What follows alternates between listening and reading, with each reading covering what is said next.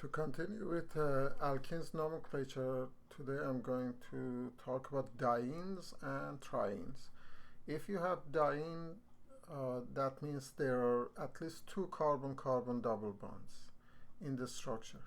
So I'm giving you the structure three different ways. The stick model is, you see what I have here, which has two double bonds, and then I drew it in terms of C's and H's, and finally the condensed formula C5H8 is your molecular formula. Now first we are going to number. There's two possible ways. You can go right to left, which is 1, 2, 3, 4, 5, but that is wrong because then you have the location of the first double bond on carbon 2. It should be the other way around, so we are going to go left to right, and we are going to name it accordingly: carbon 1, 2, 3, 4, and 5.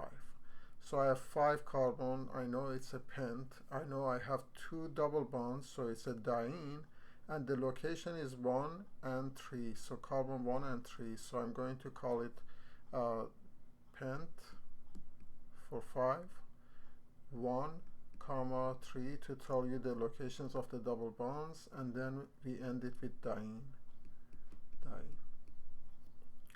Another example, then again, for this example, it doesn't matter if you go left to right, you come to the same numbering. So this time I go right to left: 1, 2, 3, 4, 5, 6.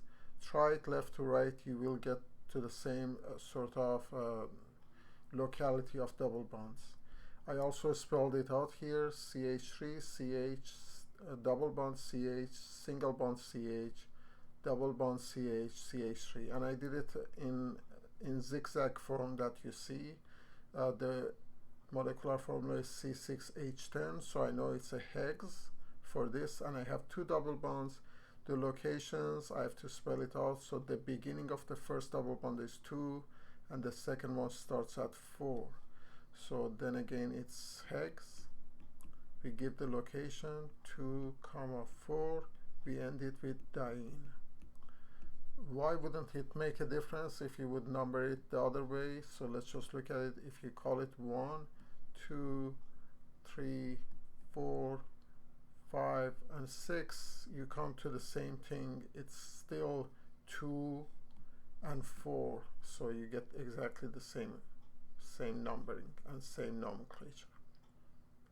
Now to end this, we also have trienes. Trienes are hydrocarbons that have 3 carbon-carbon double bonds.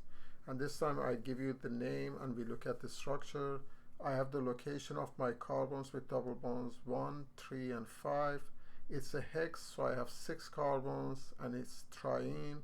It means 3 double bonds. So I start with 1. There is a double bond on the 1. Then I carbon 2, carbon 3. I see there is a double bond. Carbon 4 and carbon 5.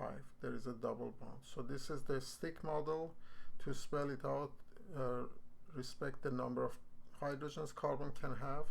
The first one is CH2. Then you have CH. Come down here, you have CH, double bond, CH, CH, and end it with CH2. If they ask you for molecular formula, you have 6, and this time you have 2, 3, 4, 5, 6, and 8 hydrogens, and that's your triene. You could also have a branch. For the same compound, I have a branch on the second carbon. So now that I know 1, 3, 5 hexatriene looked like that, I'll just draw it, copy it as is. And on carbon 2, I have a methyl. Now to respect number of hydrogens as a good practice, let's just do it. So I have a CH2. Here you don't have CH anymore, you only have C. And it has a CH3 attached up here as a branch. Then you continue as before: CH double bonded to CH, single bond CH, double bond CH2. And if they ask you to give the molecular formula, you go after number of carbons that you have. This time you have 7 carbons you have to include that too. So you have 5, 6, 7, 8, and 10 hydrogens.